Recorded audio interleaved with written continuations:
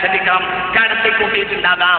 ഉദാഹരണം Ahmad bin Hanbal റളിയല്ലാഹു അൻഹു, അദ്ദേഹത്തിന്റെ പേരിൽ പിൽക്കാലത്തിൽ കിതാബ് പ്രത്യക്ഷപ്പെട്ടപ്പോൾ അദ്ദേഹത്തിന്റെ ശിഷ്യന്മാർ പറഞ്ഞു ഇത് കളവ, ഇത് വിശ്വസിക്കാൻ പാടില്ല എന്ന് പറയുകയും അതിനെ തള്ളിക്കളയുകയും ചെയ്തു. ഒന്ന്, ഔലിയാക്കന്മാരെ പേരിൽ പ്രചരിപ്പിക്കുന്ന ചില കിതാബുകൾ ഓരോ കൃഷികൾ കടത്തിക്കൂട്ടിയിട്ടുണ്ടാവാം. ഒന്ന് ഓരോ കൃഷികൾ കടത്തിക്കൂട്ടിയിട്ടുണ്ടാവാം. അല്ലെങ്കിൽ അതിന്റെ ഇടയിൽ നിന്ന് ബിദ്അത്തുകാർ വെട്ടിക്കളഞ്ഞിട്ടുണ്ടാവാം. വെട്ടിക്കളയുക എന്ന പരിപാടിയിൽ വെട്ടിക്കളയുക, കിതാബിൽ നിന്ന് വെട്ടിക്കളയുക എന്നത് കിതാബിനെ വികൃതമാക്കുക എന്നത് മുബ്തദിഈകളുടെ രീതിയാണ്. അതിൽ നേരെ വഹാബികളാണ്. ഇത് റഹ്മത്തുള്ള വെറുതെ പറയുകയല്ല, ഇത് റഹ്മത്തുള്ള വെറുതെ പറയല്ല, ഇത് റഹ്മത്തുള്ള വെറുതെ പറയല്ല. കിതാബിനെ വെട്ടുക എന്നൊരു കിതാബിനെ വികൃതമാക്കുക. അപ്പൊ എന്താ അതിന്റെ ആശ്രയം എന്ന് മനസ്സിലാക്കാൻ കഴിയില്ല. നിങ്ങൾ ചിന്തിക്കണം, വിശുദ്ധ ഖുർആന് വെട്ടിയല്ലോ, വിശുദ്ധ ഖുർആന്റെ തഫ്സീർ വെട്ടിക്കളഞ്ഞ സ്ഥലല്ലേ ഇത് സാവിയാണ്. സൂറത്ത് ഫാത്തിറിന്റെ 8-ാമത്തെ ആയത്ത് നിങ്ങൾ ചിന്തിക്കണം. പരിശോധിക്കാവുന്നതാണ്. ഇപ്പൊ വന്ന് പരിശോധിക്കാം, നാളെ വരാം, ഇൻഡസ് വരാം. ഞങ്ങൾ ഉസ്താദായ ബഹുമാനപ്പെട്ട വാപ്പുസ്താനത്ത് ആരെടുത്ത് പോവാല്ല, സത്യം പോലെ കാര്യമാണ്. ഔലിയാക്കന്മാരെ കിതാബുകളിൽ വഹാബികൾ പലതും കടത്തിക്കൂട്ടുകയും വെട്ടിക്കളയുകയും ചെയ്യുന്ന കാര്യത്തിൽ വഹാബികൾ മികവുറ്റവരാ. ഇത് പറയാതിരിക്കാൻ നിർവാഹമില്ല.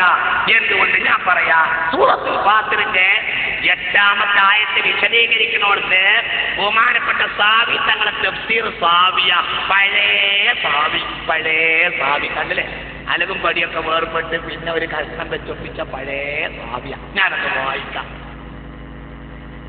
8-ാമത്തെ ആയത്ത് പറഞ്ഞെടുത്ത് പറയുന്നുണ്ട്, പിന്നീട് വരുന്ന ഖവാരിജീങ്ങളൊക്കെ ഇസ്ലാമിൽ വന്ന ബിദ്അത്തിന്റെ കക്ഷിയായ ഖവാരിജിനെ കൂടി ഉദ്ദേശിച്ചാണ് ഈ ആയത്ത് ഇറങ്ങിയിട്ടുള്ളത്. യുഹർരിഫൂന തഅ്വീലൽ കിതാബി വസ്സുന്ന, അവർ കിതാബ് സുന്നത്തിനെ മാറ്റിമറിക്കുന്നവരാണ്.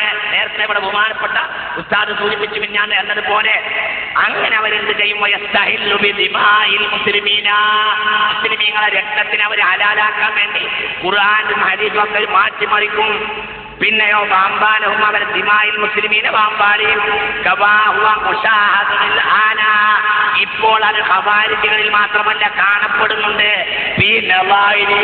ഖവാരിജികളെ പോലെയുള്ള വിഭാഗങ്ങളിൽ ഇപ്പോൾ സൗദി അറേബ്യയിൽ ഹിജാസിൽ ഒരു സംഘം പുറത്തു വന്നിട്ടുണ്ടല്ലോ, യുഖാലു ലഹുമുൽ വഹാബിയൂന, വഹാബികൾ എന്നാണ് അവരെ പറയപ്പെടുക. അവരും അള്ളാന്റെ കിതാബുകൾ മാറ്റിമറിക്കണവരാണ്. അഥവാ കിതാബിന്റെ അർത്ഥങ്ങളെ തെറ്റിച്ചു വെച്ച ആളുകളെ ബുദ്ധിമുട്ടാക്കും. അവരെന്തോ വലിയ കാര്യത്തിന്റെ മേലാണെന്ന് അവർ വിചാരിക്കുന്നു.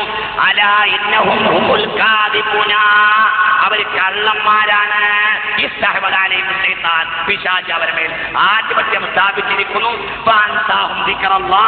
അള്ളാഹുവിനെ പറ്റി പിശാച് അള്ളാഹിനെ പറ്റിയുള്ള ദിക്റിനെ അവർക്ക് മറപ്പിച്ചു കളഞ്ഞു.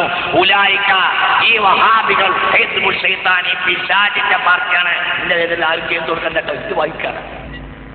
ഇന്റെ പേര് കേസ് കൊടുക്കണ്ട. ഉലൈക ഹിസ്ബുല്ലാഹ്, അലൈക ഹിസ്ബുൽ ശൈത്താനി, ഉലൈക ഹിസ്ബുൽ ശൈത്താനി, അവർ പിശാചിന്റെ പാർട്ടിയാണ്. അലൈക ഹിസ്ബുൽ ശൈത്താനി ഹുമുൽ ഖാസിറൂന, പിശാചിന്റെ പാർട്ടി നഷ്ടപ്പെടാനുള്ളതാണ്. വഹാബികൾ ഇറങ്ങിയ കാലത്താണ് സാവി എഴുതിയിട്ടുള്ളത്.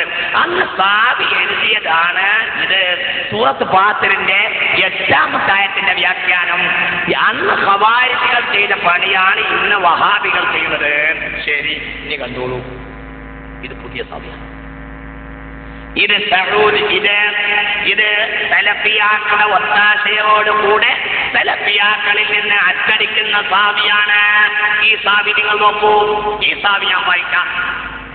هذه الآية نزلت بالخوارج الذين يحرفون تأويل الكتاب والسنة ويستهلون بدماء بذلك دماء المسلمين وأموالهم استحوذ عليهم الشيطان.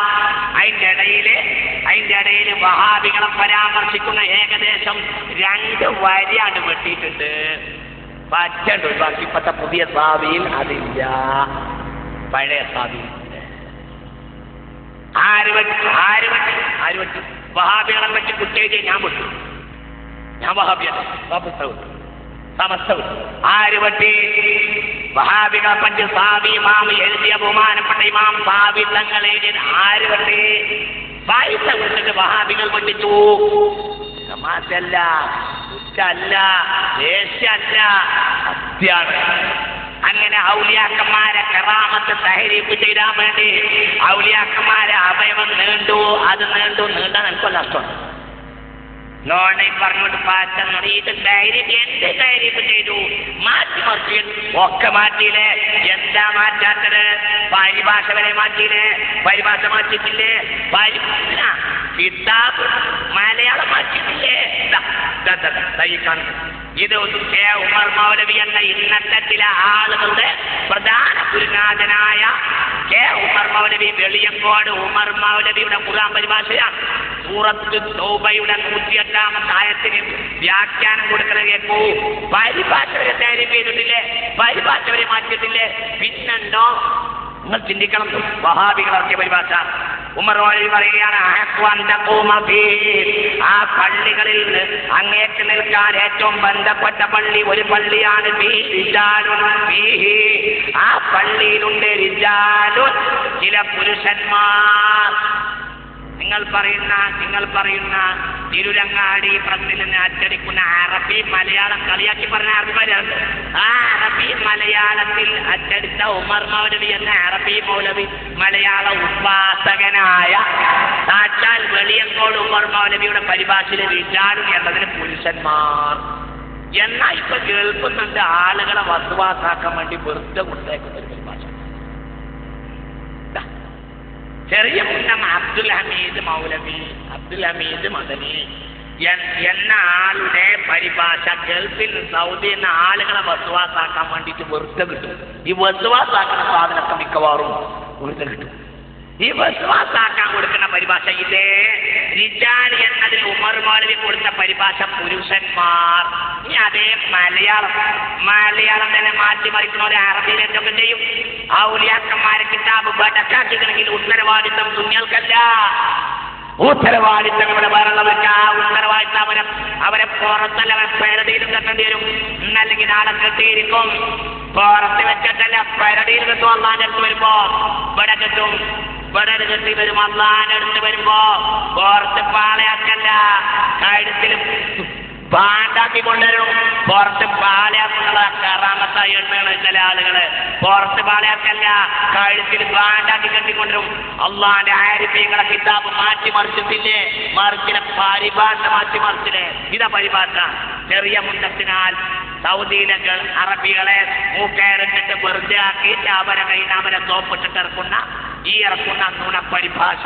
ദിൽപാലത്ത് നുണയാൻ 10 നുണയെന്നല്ല, കുറച്ച് നുണയായാലും 1000 ഗ്ലാസ് പാലാണെങ്കിലും ഒരു ലേശം മൂത്രം വീണാൽ അത് നാശം തന്നെയാണ്. മൊത്തം നുണയാണെന്ന് എനിക്ക് വാദമല്ല.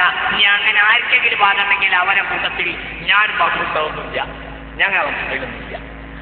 പക്ഷേ അത് സ്വീകരിക്കാൻ ബുദ്ധിമുട്ടുണ്ട്. എന്തുകൊണ്ട്? ഏത് ശരി ഏത് തെറ്റെന്ന് എങ്ങനെ മനസ്സിലാക്കും? പിന്നെ ഒരു പരിഭാഷ ശരിയാക്കണമെങ്കിൽ 100 പരിഭാഷ വേറെ എടുത്തിട്ടോ. സാധാരണക്കാർക്ക് എന്നാ മറ്റേ പരിഭാഷ എടുത്തു. ഈ പരിഭാഷ കണ്ടോളൂ, നോക്കിക്കോളൂ. ഇതേ ആയത്തിന്റെ പരിഭാഷ, 108 പരിഭാഷ. നീ ഒരു നബിയെ ബ്രാക്കറ്റിൽ നീ ഒരിക്കലും അതിൽ നമസ്കാരത്തിൽ നിൽക്കരുത്. ആദ്യ ദിവസം മുതൽ തന്നെ ഭക്തിയിന്മേൽ സ്ഥാപിക്കപ്പെട്ടിട്ടുള്ള പള്ളിയാണ് നീ നിന്ന് നമസ്കരിക്കുവാൻ ഏറ്റവും അർഹതയുള്ളത്. ശുദ്ധി കൈവരിക്കാൻ ഇഷ്ടപ്പെടുന്ന ചില ആളുകളുണ്ട്, പുരുഷന്മാർ എന്ന് സാക്ഷാൽ നദ്വത്തുൽ മുജാഹിദീൻ കേരളത്തിൽ ഉണ്ടാക്കുന്നതിന് കാരണക്കാരനായ സാക്ഷാൽ വെളിയങ്കോട് ഉമർ മൗലവി പറഞ്ഞു. പുരുഷന്മാർ പെണ്ണുങ്ങളെ പള്ളിയിൽ കൊണ്ടുപോകാൻ വേണ്ടി ഇതേ പരിഭാഷയിൽ റിജാൽ എന്ന വാക്കിനും മലയാളം മാറ്റി. പരിഭാഷ മാറ്റിയ വ്യാഖ്യാനല്ല, പരിഭാഷ മാറ്റി. റിജാക്കന്മാരുടെ കിതാബുകളിൽ കാണുന്നത് ഒന്നിരിക്കല്ലാതെ മുതാര ചെയ്യാൻ പാടില്ല എന്ന് പറഞ്ഞ കിതാബുകളാവാം, അല്ലെങ്കിൽ ആഭാസകരമായി അതിൽ കാണുന്നത് ഓറിയന്റലിസ്റ്റുകളോ കടത്തിക്കൂട്ടിയതാകാം, അല്ലെങ്കിൽ വഹാബിയത്ത് ചെയ്തതാകാം, ഔലിയാക്കളെയും കറാമത്തിനെയും ആക്ഷേപിക്കുന്നവർ ചെയ്ത് കടത്തിക്കൂട്ടിയവയാകാം. സത്യമാണെന്ന് അംഗീകരിക്കാൻ യാതൊരു ന്യായവും ഇല്ല. ഔലിയാക്കന്മാർ അല്ലാഹുവിന്റെ ഹിഫ്ളിന്റെ മർത്തബയിലാണ്. അവർ സ്വാലിഹീങ്ങളാണ്, അവർ മുത്തഖീങ്ങളാണ്.